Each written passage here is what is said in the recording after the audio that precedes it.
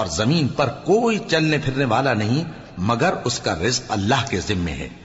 وہ اس کے رہنے کی جگہ کو بھی جانتا ہے اور جہاں سونپا جاتا ہے اسے بھی۔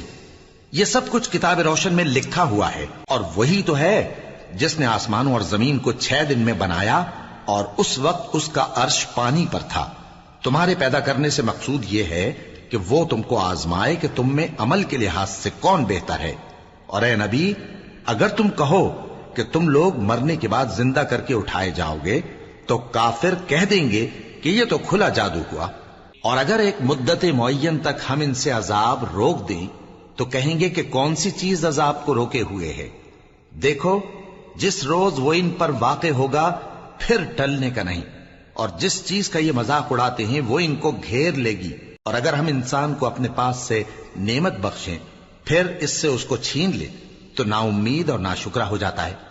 اور اگر تکلیف پہنچنے کے بعد آسائش کا مزہ چکھائیں تو خوش ہو کر کہتا ہے کہ سب سختیاں مجھ سے دور ہو گئیں۔ بے شک وہ ہے ہی خوشی میں مست ہو جانے والا، بڑا فخر جتانے والا۔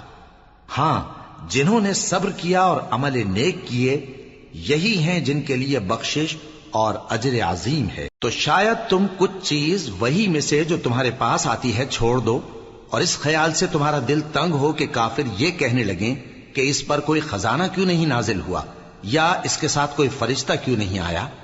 اے نبی، تم تو صرف نصیحت کرنے والے ہو، اور اللہ ہر چیز کا نگہبان ہے۔ کیا یہ لوگ کہتے ہیں کہ اس نے قرآن از خود بنا لیا ہے؟ کہہ دو کہ اگر سچے ہو تو تم بھی ایسی 10 صورتیں بنا لاؤ، اور اللہ کے سوا جس جس کو بلا سکتے ہو بلا بھی لو۔ بس اگر وہ تمہاری بات قبول نہ کریں تو جان لو کہ یہ قرآن اللہ کے علم سے اترا ہے، اور یہ کہ اس کے سوا کوئی معبود نہیں۔ تو کیا تم لوگ اسلام لاتے ہو؟ جو لوگ دنیا کی زندگی اور اس کی زیب و زینت کے طالب ہوں، ہم ان کے اعمال کا بدلہ انہیں دنیا ہی میں دے دیتے ہیں، اور اس میں ان کی حق تلفی نہیں کی جاتی۔ یہ وہ لوگ ہیں جن کے لیے آخرت میں آتش جہنم کے سوا اور کچھ نہیں، اور جو عمل انہوں نے دنیا میں کیے سب برباد، اور جو کچھ یہ کرتے رہے سب ضائع ہوا۔ بھلا جو لوگ اپنے پروردگار کی طرف سے دلیل روشن رکھتے ہوں اور ان کے ساتھ ایک آسمانی گواہ بھی اس کی جانب سے ہو، اور اس سے پہلے موسیٰ کی کتاب ہو جو پیشوا اور رحمت ہے، تو کیا وہ قرآن پر ایمان نہیں لائیں گے؟ یہی لوگ تو اس پر ایمان لاتے ہیں، اور جو کوئی اور فرقوں میں سے اس سے منکر ہو تو اس کا ٹھکانہ آگ ہے۔ تو تم اس قرآن سے شک میں نہ ہونا، یہ تمہارے پروردگار کی طرف سے حق ہے، لیکن اکثر لوگ ایمان نہیں لاتے۔ اور اس سے بڑھ کر ظالم کون ہوگا جو اللہ پر جھوٹ باندھے؟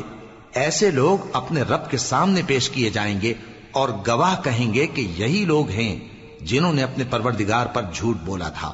سن رکھو کہ ظالموں پر اللہ کی لعنت ہے، جو اللہ کے رستے سے روکتے اور اس میں کجی چاہتی ہیں، اور وہ آخرت کا بھی انکار کرتے ہیں۔ یہ لوگ زمین میں کہیں چھپ کر اللہ کو ہرا نہیں سکتے، اور نہ اللہ کے سوا کوئی ان کا حمایتی ہے۔ اے پیغمبر، ان کو دگنا عذاب دیا جائے گا، کیونکہ یہ شدت کفر سے تمہاری بات نہیں سن سکتے تھے اور نہ تم کو دیکھ سکتے تھے۔ یہی ہیں جنہوں نے اپنے آپ کو خسارے میں ڈالا، اور جو کچھ یہ افترا کیا کرتے تھے ان سے جاتا رہا۔ بلا شبہ یہ لوگ آخرت میں سب سے زیادہ نقصان پانے والے ہیں۔ جو لوگ ایمان لائے اور عمل نیک کیے اور اپنے پروردگار کے آگے عاجزی کی، یہی صاحب جنت ہیں، ہمیشہ اس میں رہیں گے۔ دونوں فریقوں یعنی کافر و مومن کی مثال ایسی ہے جیسے ایک اندھا بہرا ہو اور ایک دیکھتا سنتا۔ بھلا دونوں کا حال یکساں ہو سکتا ہے؟ پھر تم سوچتے کیوں نہیں؟ اور ہم نے نوح کو ان کی قوم کی طرف بھیجا تو انہوں نے ان سے کہا کہ میں تم کو کھول کھول کر ڈر سنانے اور یہ پیغام پہنچانے آیا ہوں کہ اللہ کے سوا کسی کی عبادت نہ کرو، مجھے تمہاری نسبت دردناک عذاب کا خوف ہے۔ تو ان کی قوم کے سردار جو کافر تھے کہنے لگے کہ ہم تم کو اپنے ہی جیسا ایک آدمی دیکھتے ہیں، اور یہ بھی دیکھتے ہیں کہ تمہارے پیرو وہی لوگ ہوئے ہیں جو ہم میں ادنا درجے کے ہیں، اور وہ بھی سطحی رائے سے، اور ہم تم میں اپنے اوپر کسی طرح کی فضیلت نہیں دیکھتے بلکہ تمہیں جھوٹا خیال کرتے ہیں۔ فرمایا کہ اے قوم، دیکھو تو اگر میں اپنے پروردگار کی طرف سے دلیل روشن رکھتا ہوں اور اس نے مجھے اپنے ہاں سے رحمت بخشی ہو جس کی حقیقت تم سے پوشیدہ ہو گئی ہے، تو کیا ہم اس کے لیے تمہیں مجبور کر سکتے ہیں جبکہ تم اس سے ناخوش ہو؟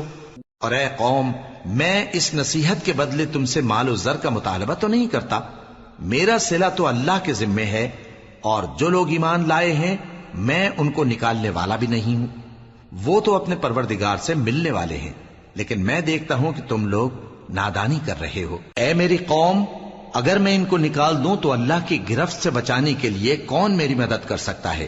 بھلا تم غور کیوں نہیں کرتے؟ اور میں نہ تم سے یہ کہتا ہوں کہ میرے پاس اللہ کے خزانے ہیں، اور نہ یہ کہ میں غیب جانتا ہوں، اور نہ یہ کہتا ہوں کہ میں فرشتہ ہوں، اور نہ ان لوگوں کی نسبت جن کو تم حقارت کی نظر سے دیکھتے ہو یہ کہتا ہوں کہ اللہ ان کو بھلائی یعنی اعمال کی جزا نہیں دے گا۔ جو ان کے دلوں میں ہے اسے اللہ خوب جانتا ہے، اگر میں ایسا کہوں تو بے انصافوں میں ہو جاؤں۔ انہوں نے کہا کہ نوح، تم نے ہم سے جھگڑا تو کیا اور جھگڑا بھی بہت کیا، اب اگر تم سچے ہو تو جس چیز سے ہمیں ڈراتے ہو وہ ہم پر لا نازل کرو۔ نوح نے کہا کہ اس عذاب کو تو اللہ ہی چاہے گا تو نازل کرے گا، اور تم اللہ کو کسی طرح ہرا نہیں سکتے، اور اگر میں یہ چاہوں کہ تمہاری خیر خواہی کروں اور اللہ یہ چاہے کہ تمہیں گمراہ رہنے دے تو میری خیر خواہی تم کو کچھ فائدہ نہیں دے سکتی، وہی تمہارا پروردگار ہے اور تمہیں اسی کی طرف لوٹ کر جانا ہے۔ کیا یہ لوگ کہتے ہیں کہ اس پیغمبر نے قرآن اپنے دل سے بنا لیا ہے؟ کہہ دو کہ اگر میں نے دل سے بنا لیا ہے تو میرے گناہ کا وبال مجھ پر، اور جو گناہ تم کرتے ہو اس سے میں بری الذمہ ہوں۔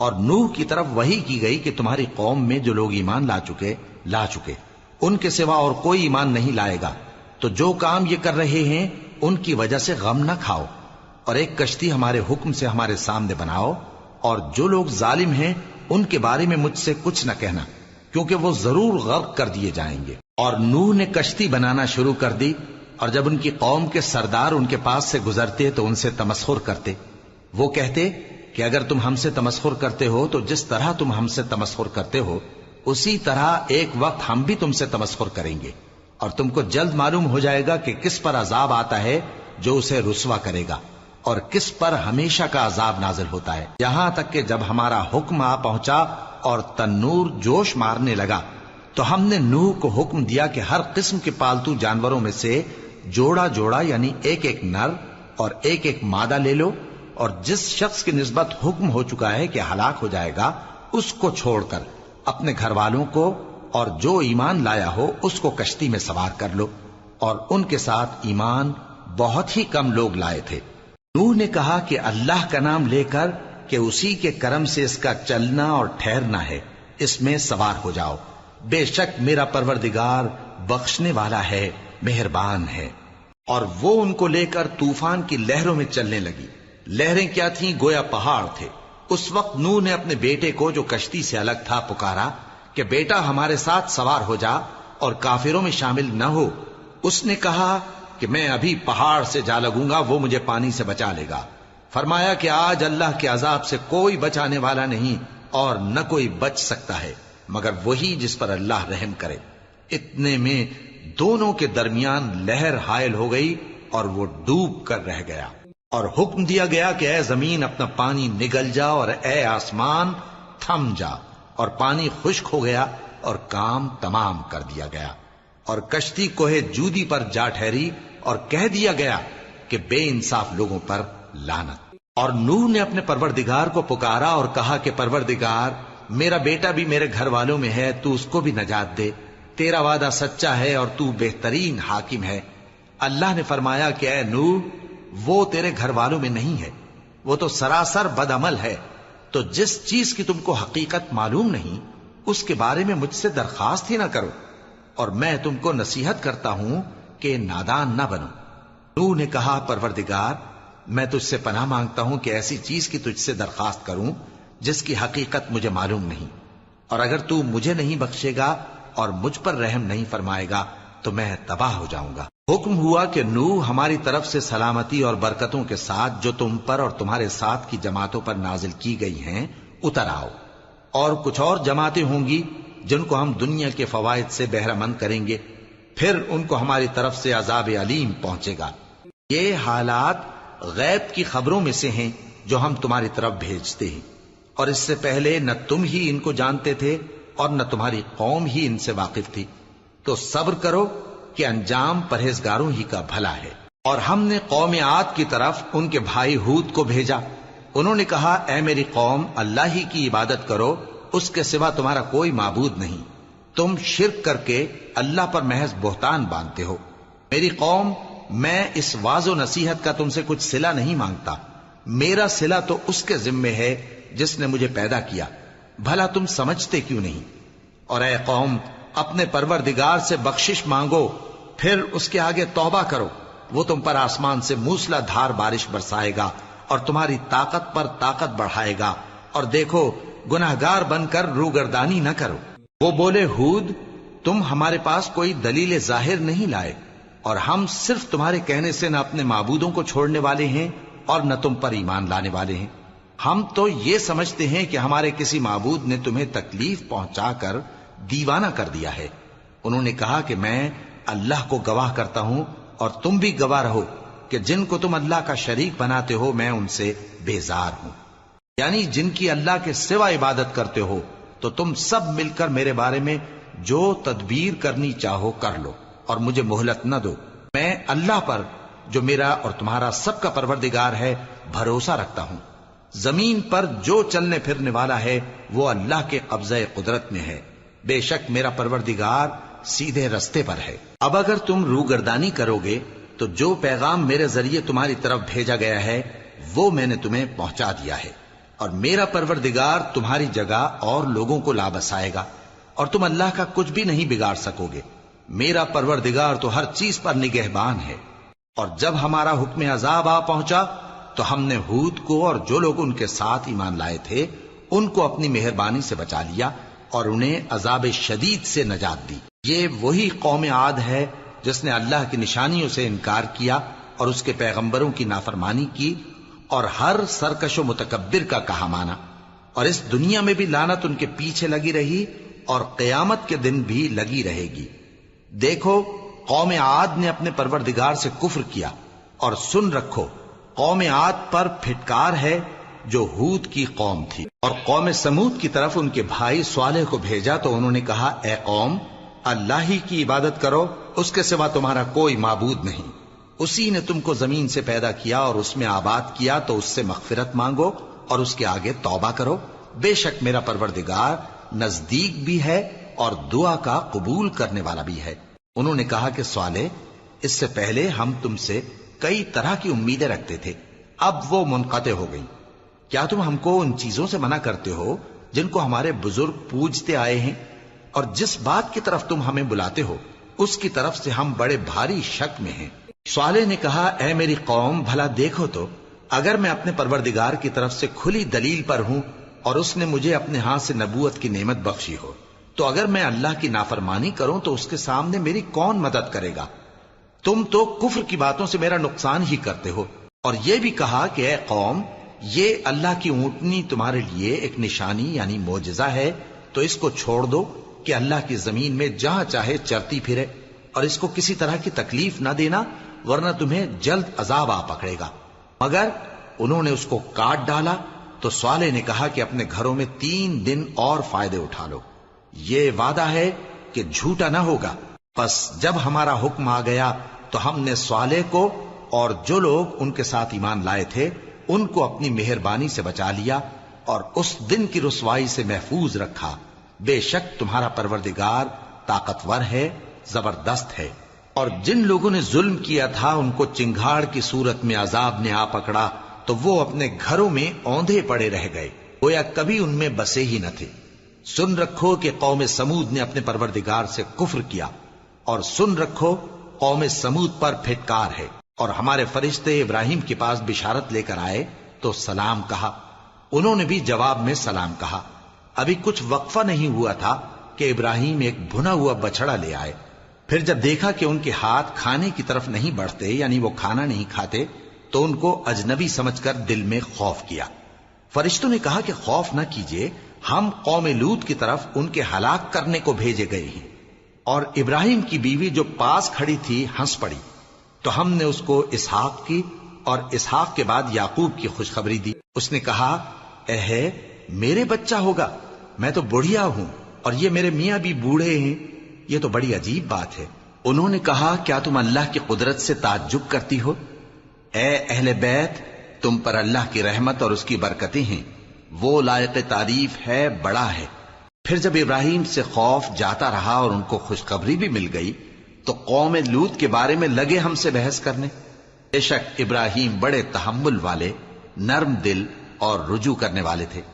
اے ابراہیم، اس بات کو جانے دو، تمہارے پروردگار کا حکم آ پہنچا ہے اور ان لوگوں پر عذاب آنے والا ہے جو کبھی نہیں ٹلنے کا۔ اور جب ہمارے فرشتے لوط کے پاس آئے تو وہ ان کے آنے سے غمناک اور تنگ دل ہوئے اور کہنے لگے کہ آج کا دن بڑی مشکل کا دن ہے۔ اور لوط کی قوم کے لوگ ان کے پاس بے تحاشا دوڑتے ہوئے آئے اور یہ لوگ پہلے ہی سے انتہائی بےہودہ حرکتیں کیا کرتے تھے۔ لوط نے کہا کہ اے بھائیو، یہ جو میری قوم کی لڑکیاں ہیں یہ تمہارے لیے جائز اور پاک ہیں، تو اللہ سے ڈرو اور میرے مہمانوں کے بارے میں مجھے بے آبرو نہ کرو۔ کیا تم میں کوئی بھی شائستہ آدمی نہیں؟ وہ بولے تم کو معلوم ہے کہ تمہاری ان بیٹیوں کی ہمیں کچھ حاجت نہیں، اور جو ہماری غرض ہے اسے تم خوب جانتے ہو۔ لوط نے کہا اے کاش مجھ میں تمہارے مقابلے کی طاقت ہوتی یا میں کسی مضبوط قلعے میں پناہ لے لیتا۔ فرشتوں نے کہا اے لوط، ہم تمہارے پروردگار کے فرشتے ہیں، یہ لوگ ہرگز تم تک نہیں پہنچ سکیں گے، تو کچھ رات رہے سے اپنے گھر والوں کو لے کر چل دو اور تم میں سے کوئی شخص پیچھے مڑ کر نہ دیکھے مگر تمہاری بیوی کے جو آفت ان پر پڑنے والی ہے وہی اس پر بھی پڑے گی۔ ان کے عذاب کے وعدے کا وقت صبح ہے، اور کیا صبح کچھ دور ہے؟ پھر جب ہمارا حکم آیا ہم نے اس بستی کو الٹ کر نیچے اوپر کر دیا اور ان پر پتھر کی تہ بتہ کنکریاں برسائیں جن پر تمہارے پروردگار کے ہاں سے نشان کیے ہوئے تھے، اور وہ بستی ان ظالموں سے کچھ دور نہیں۔ اور مدین کی طرف ان کے بھائی شعیب کو بھیجا تو انہوں نے کہا کہ اے قوم، اللہ ہی کی عبادت کرو کہ اس کے سوا تمہارا کوئی معبود نہیں، اور ناپ اور تول میں کمی نہ کیا کرو، میں تو تم کو آسودہ حال دیکھتا ہوں، اور اگر تم ایمان نہ لاؤ گے تو مجھے تمہارے بارے میں ایک ایسے دن کے عذاب کا خوف ہے جو تم کو گھیر کر رہے گا۔ اور اے میری قوم، ناپ اور تول انصاف کے ساتھ پوری پوری کیا کرو، اور لوگوں کو ان کی چیزیں کم نہ دیا کرو، اور زمین میں خرابی کرتے نہ پھرو۔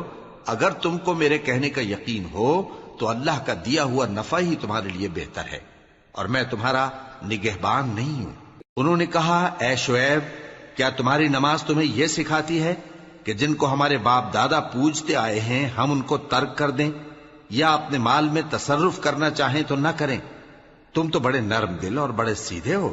انہوں نے کہا کہ اے قوم، دیکھو تو اگر میں اپنے پروردگار کی طرف سے دلیل روشن پر ہوں اور اس نے اپنے ہاں سے مجھے نیک روزی دی ہو تو کیا میں اپنا فرض ادا نہ کروں؟ اور میں نہیں چاہتا کہ جس بات سے میں تمہیں منع کروں خود اس کو کرنے لگوں۔ میں تو جہاں تک مجھ سے ہو سکے تمہارے معاملات کی اصلاح چاہتا ہوں، اور اس بارے میں مجھے توفیق کا ملنا اللہ ہی کے فضل سے ہے۔ میں اسی پر بھروسہ رکھتا ہوں اور اسی کی طرف رجوع کرتا ہوں۔ اور اے قوم، میری مخالفت تم سے کوئی ایسا کام نہ کرا دے کہ جیسی مصیبت نوح کی قوم یا ہود کی قوم یا صالح کی قوم پر واقع ہوئی تھی ویسی ہی مصیبت تم پر واقع ہو۔ اور لوط کی قوم کا زمانہ تو تم سے کچھ دور نہیں، اور اپنے پروردگار سے بخشش مانگو اور اس کے آگے توبہ کرو، بے شک میرا پروردگار بڑا مہربان ہے، بہت محبت کرنے والا ہے۔ انہوں نے کہا کہ شعیب، تمہاری بہت سی باتیں ہماری سمجھ میں نہیں آتی، اور ہم دیکھتے ہیں کہ تم ہم میں کمزور بھی ہو، اور اگر تمہارے بھائی بند نہ ہوتے تو ہم تم کو سنسار کر دیتے، اور تم ہم پر کسی طرح بھی غالب نہیں ہو۔ انہوں نے کہا کہ اے قوم، کیا میرے بھائی بندوں کا دباؤ تم پر اللہ سے زیادہ ہے، اور اس کو تم نے پیٹھ پیچھے ڈال رکھا ہے؟ میرا پروردگار تو تمہارے سب اعمال کا احاطہ کیے ہوئے ہے۔ اور اے قوم، تم اپنی جگہ کام کیے جاؤ، میں اپنی جگہ کام کیے جاتا ہوں۔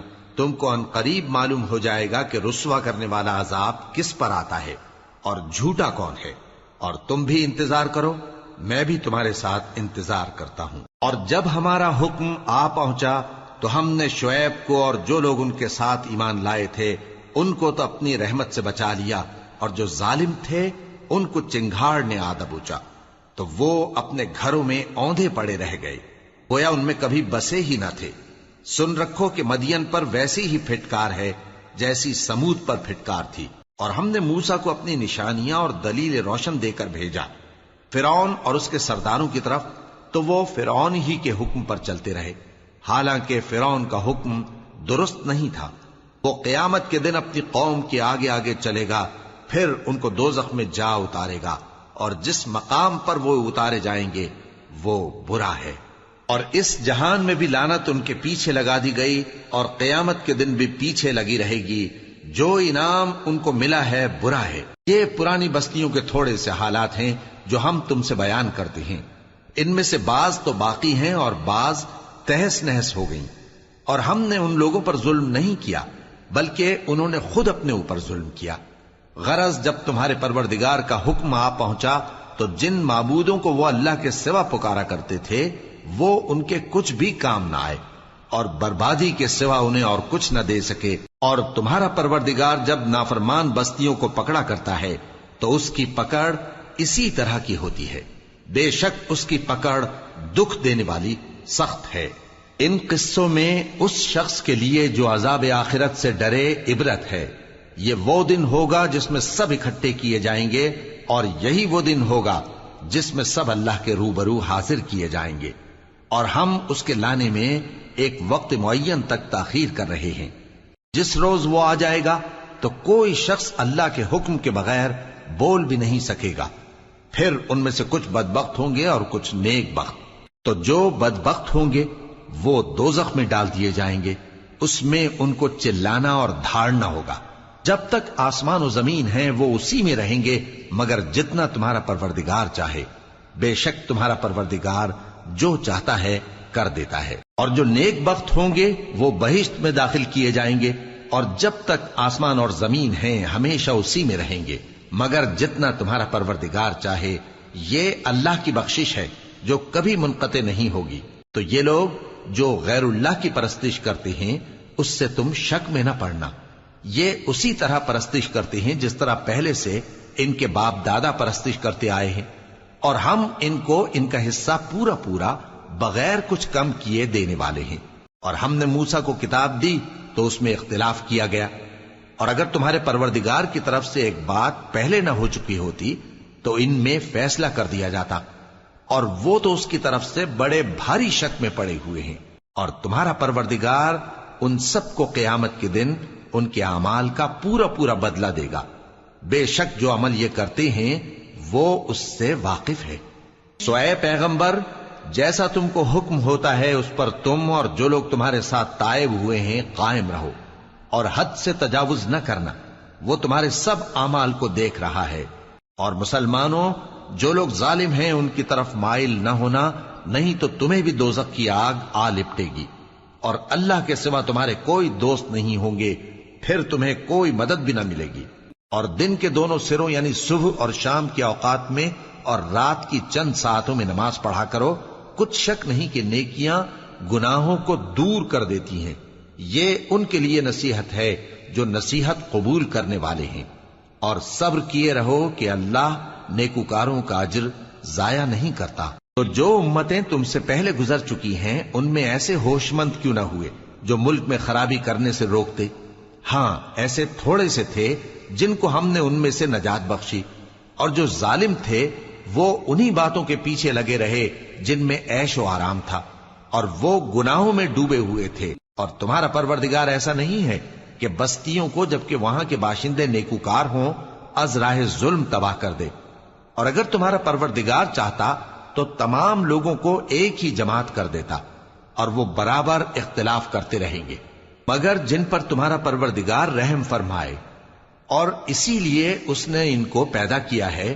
اور تمہارے پروردگار کا قول پورا ہو گیا کہ میں دوزخ کو جنوں اور انسانوں سب سے بھر دوں گا۔ اور اے نبی اور پیغمبروں کے وہ سب حالات جو ہم تم سے بیان کرتے ہیں ان سے ہم تمہارے دل کو جمائے رکھتے ہیں، اور ان حالات میں تمہارے پاس حق پہنچ گیا، اور یہ مومنوں کے لیے نصیحت اور عبرت ہے۔ اور جو لوگ ایمان نہیں لائے ان سے کہہ دو کہ تم اپنی جگہ عمل کیے جاؤ، ہم اپنی جگہ عمل کیے جاتے ہیں، اور نتیجہ اعمال کا تم بھی انتظار کرو، ہم بھی انتظار کرتے ہیں۔ اور آسمانوں اور زمین کی چھپی چیزوں کا علم اللہ ہی کو ہے، اور تمام معاملات اسی کی طرف رجوع کیے جائیں گے۔ تو اسی کی عبادت کرو اور اسی پر بھروسہ رکھو، اور جو کچھ تم لوگ کر رہے ہو تمہارا پروردگار اس سے بے خبر نہیں۔ شروع اللہ کا نام لے کر جو بڑا مہربان نہایت رحم والا ہے۔ الف لام را، یہ کتاب روشن کی آیتیں ہیں۔ ہم نے اس قرآن کو عربی میں نازل کیا ہے تاکہ تم لوگ سمجھ سکو۔ اے پیغمبر، ہم اس قرآن کے ذریعے سے جو ہم نے تمہاری طرف بھیجا ہے تمہیں ایک نہایت اچھا قصہ سناتے ہیں، اور تم اس سے پہلے بے خبر تھے۔ جب یوسف نے اپنے والد سے کہا کہ ابا، میں نے خواب میں 11 ستاروں اور سورج اور چاند کو دیکھا ہے، دیکھتا کیا ہوں کہ وہ مجھے سجدہ کر رہی ہیں۔ انہوں نے کہا کہ بیٹا، اپنے خواب کا ذکر اپنے بھائیوں سے نہ کرنا، نہیں تو وہ تمہارے حق میں کوئی چال چلیں گے۔ کچھ شک نہیں کہ شیطان انسان کا کھلا دشمن ہے، اور اسی طرح اللہ تمہیں برگزیدہ و ممتاز کرے گا اور خواب کی باتوں کی تعبیر کا علم سکھائے گا، اور جس طرح اس نے اپنی نعمت پہلے تمہارے دادا پر دادا ابراہیم اور اسحاق پر پوری کی تھی، اسی طرح تم پر اور اولاد یعقوب پر پوری کرے گا۔ بے شک تمہارا پروردگار سب کچھ جاننے والا ہے، حکمت والا ہے۔ ہاں، یوسف اور ان کے بھائیوں کے قصے میں پوچھنے والوں کے لیے بہت سی نشانیاں ہیں۔ جب انہوں نے آپس میں تذکرہ کیا کہ یوسف اور اس کا بھائی ابا کو ہم سے زیادہ پیارے ہیں، حالانکہ ہم جماعت کی جماعت ہیں، کچھ شک نہیں کہ ابا کھلی غلطی پر ہیں، یوسف کو یا تو جان سے مار ڈالو یا کسی ملک میں پھینک آؤ، پھر ابا کی توجہ صرف تمہاری طرف ہو جائے گی، اور اس کے بعد تم نیک لوگوں میں ہو جاؤ گے۔ ان میں سے ایک کہنے والے نے کہا کہ یوسف کو جان سے نہ مارو، کسی اندھے کنویں میں ڈال دو کہ کوئی راہگیر اسے نکال کر کسی دوسرے ملک میں لے جائے گا۔ اگر تم کو کرنا ہی ہے تو یوں کرو۔ یہ مشورہ کر کے وہ اپنے والد سے کہنے لگے کہ ابا جان، کیا سبب ہے کہ آپ یوسف کے بارے میں ہمارا اعتبار نہیں کرتے، حالانکہ ہم اس کے خیر خواہ ہیں؟ کل اسے ہمارے ساتھ بھیج دیجئے کہ خوب میوے کھائے اور کھیلے کودے، ہم اس کے نگہبان ہیں۔ انہوں نے کہا کہ یہ امر مجھے غمناک کیے دیتا ہے کہ تم اسے لے جاؤ، یعنی وہ مجھ سے جدا ہو جائے، اور مجھے یہ بھی خوف ہے کہ تم کھیل میں اس سے غافل ہو جاؤ اور اسے بھیڑیا کھا جائے۔ وہ کہنے لگے کہ اگر ہماری موجودگی میں کہ ہم ایک طاقتور جماعت ہیں اسے بھیڑیا کھا گیا تو ہم بڑے نقصان میں پڑ گئے۔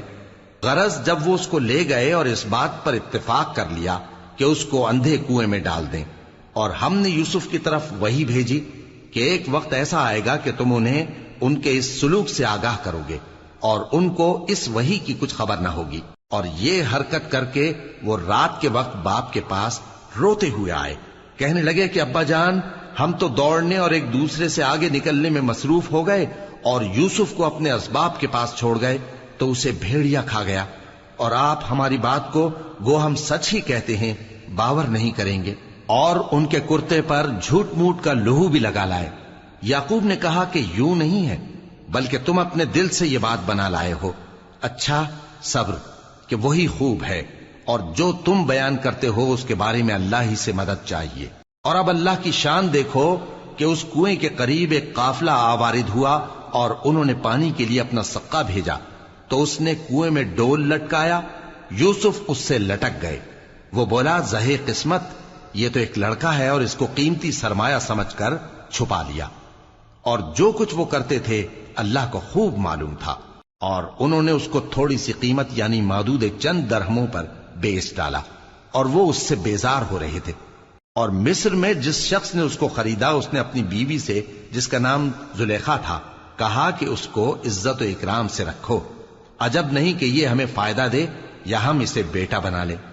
اس طرح ہم نے یوسف کو سرزمین مصر میں جگہ دی، اور غرض یہ تھی کہ ہم ان کو خواب کی باتوں کی تعبیر سکھائیں، اور اللہ اپنے کام پر غالب ہے لیکن اکثر لوگ نہیں جانتے۔ اور جب وہ اپنی جوانی کو پہنچے تو ہم نے ان کو دانائی اور علم عطا کیا، اور نیکوکاروں کو ہم اسی طرح بدلہ دیا کرتے ہیں۔ اور جس عورت کے گھر میں وہ رہتے تھے اس نے ان کو اپنی طرف مائل کرنا چاہا، اور دروازے بند کر کے کہنے لگی، یوسف جلدی آؤ۔ انہوں نے کہا کہ اللہ پناہ میں رکھے، وہ یعنی تمہارے میاں تو میرے آقا ہیں، انہوں نے مجھے اچھی طرح سے رکھا ہے، میں ایسا ظلم نہیں کر سکتا، بے شک ظالم لوگ فلاح نہیں پائیں گے۔ اور اس عورت نے ان کا قصد کیا اور انہوں نے اس کا قصد کیا۔ اگر وہ اپنے پروردگار کی نشانی نہ دیکھتے تو جو ہوتا سو ہوتا۔ یوں اس لیے کیا گیا کہ ہم ان سے برائی اور بے حیائی کو روک دیں، بے شک وہ ہمارے چنے ہوئے بندوں میں سے تھے۔ اور دونوں دروازے کی طرف بھاگے، آگے یوسف پیچھے زلیخا، اور عورت نے ان کا کرتا پیچھے سے پکڑ کر جو کھینچا تو پھاڑ ڈالا، اور دونوں کو دروازے کے پاس عورت کا خاوند مل گیا۔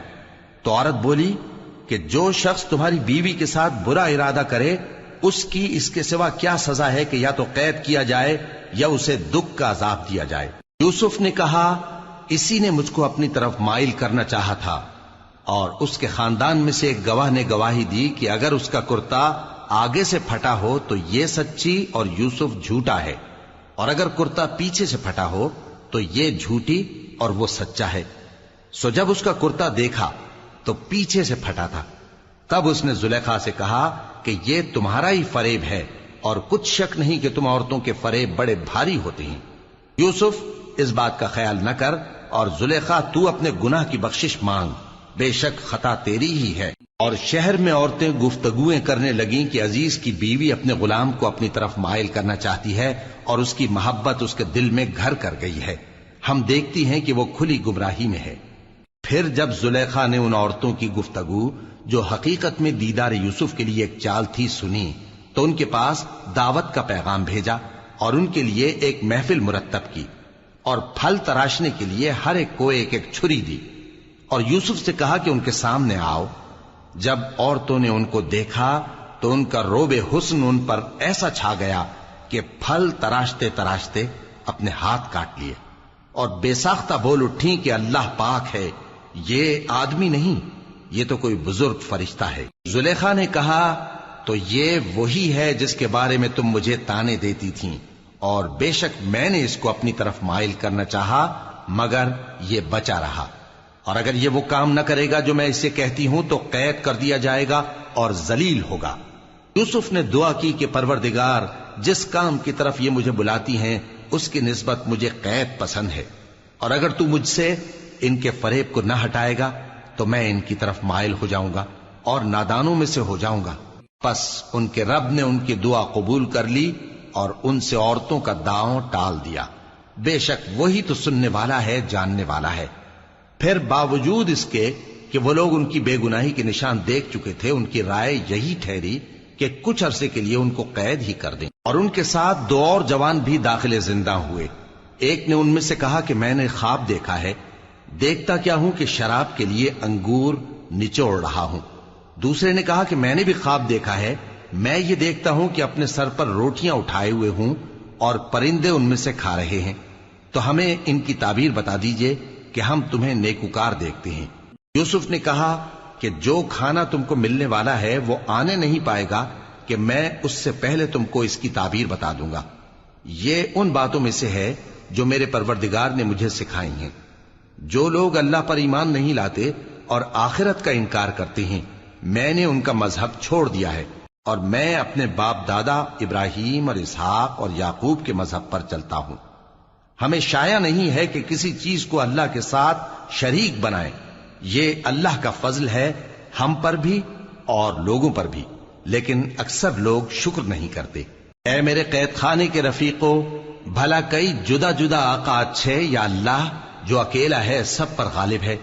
جن چیزوں کی تم اللہ کے سوا پرستش کرتے ہو وہ صرف نام ہی نام ہیں جو تم نے اور تمہارے باپ دادا نے رکھ لیے ہیں، اللہ نے ان کی کوئی سند نازل نہیں کی۔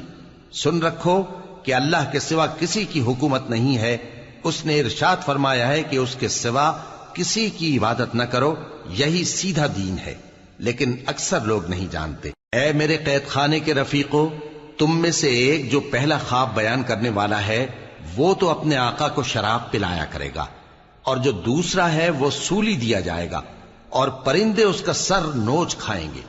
جو بات تم مجھ سے پوچھتے تھے وہ فیصل ہو چکی ہے، اور ان دونوں میں سے جس کی نسبت یوسف نے خیال کیا کہ وہ رہائی پا جائے گا، اس سے کہا کہ اپنے آقا سے میرا ذکر بھی کر دینا۔ پھر شیطان نے اسے ان کا اپنے آقا سے ذکر کرنا بھلا دیا، اور یوسف کئی برس قید خانے ہی میں رہے۔ اور بادشاہ نے کہا کہ میں نے خواب دیکھا ہے، دیکھتا کیا ہوں کہ 7 موٹی گائیں ہیں جن کو 7 دبلی گائیں کھا رہی ہیں، اور 7 خوشے سبز ہیں اور 7 خشک۔ اے درباریو، اگر تم خوابوں کی تعبیر دے سکتے ہو تو مجھے میرے خواب کی تعبیر بتاؤ۔ انہوں نے کہا یہ خواب تو پریشان خیالی سے ہیں اور ہمیں ایسے خوابوں کی تعبیر نہیں آتی۔ اور وہ شخص جو دونوں قیدیوں میں سے رہائی پا گیا تھا اور جسے مدت کے بعد وہ بات یاد آ گئی، بول اٹھا کہ میں آپ کو اس کی تعبیر لا بتاتا ہوں، مجھے قید خانے جانے کی اجازت دیجیے۔ غرض وہ یوسف کے پاس آیا اور کہنے لگا، یوسف، اے بڑے سچے یوسف، ہمیں اس خواب کی تعبیر بتائیے کہ 7 موٹی گایوں کو 7 دبلی گائیں کھا رہی ہیں، اور 7 خوشے سبز ہیں اور 7 سوکھے، تاکہ میں لوگوں کے پاس واپس جا کر تعبیر بتاؤں۔ عجب نہیں کہ وہ تمہاری قدر جانے۔ انہوں نے کہا کہ تم لوگ 7 سال متواتر کھیتی کرتے رہو گے، تو جو غلہ کاٹو تو تھوڑے سے غلے کے سوا جو کھانے میں آئے باقی کو خوشوں میں ہی رہنے دینا۔ پھر اس کے بعد خشک سالی کے 7 سخت سال آئیں گے کہ جو غلہ تم نے جمع کر رکھا ہوگا وہ سب کو کھا جائیں گے، صرف وہی تھوڑا سا رہ جائے گا جو تم احتیاط سے رکھ چھوڑو گے۔ پھر اس کے بعد ایک ایسا سال آئے گا کہ خوب مے برسے گا اور لوگ اس میں رس نچوڑیں گے۔ اور یہ تعبیر سن کر بادشاہ نے حکم دیا کہ یوسف کو میرے پاس لے آؤ۔ سو جب قاصد ان کے پاس گیا تو انہوں نے کہا کہ اپنے آقا کے پاس واپس جاؤ اور اس سے پوچھو کہ ان عورتوں کا کیا حال ہے جنہوں نے اپنے ہاتھ کاٹ لیے تھے، بے شک میرا پروردگار ان کے فریب سے خوب واقف ہے۔ بادشاہ نے عورتوں سے پوچھا کہ تمہارا کیا قصہ تھا جب تم نے یوسف کو اپنی طرف مائل کرنا چاہا؟ سب بول اٹھیں کہ اللہ پاک ہے، ہم نے اس میں کوئی برائی معلوم نہیں کی۔ عزیز کی بیوی نے کہا، اب سچی بات تو ظاہر ہو ہی گئی ہے، اصل یہ ہے کہ میں نے اس کو اپنی طرف مائل کرنا چاہا تھا اور وہ بے شک سچا ہے۔ یوسف نے کہا کہ میں نے یہ بات اس لیے پوچھی ہے کہ عزیز کو یقین ہو جائے کہ میں نے اس کی پیٹھ پیچھے اس کی امانت میں خیانت نہیں کی، اور اللہ خیانت کرنے والوں کی چال کو چلنے نہیں دے۔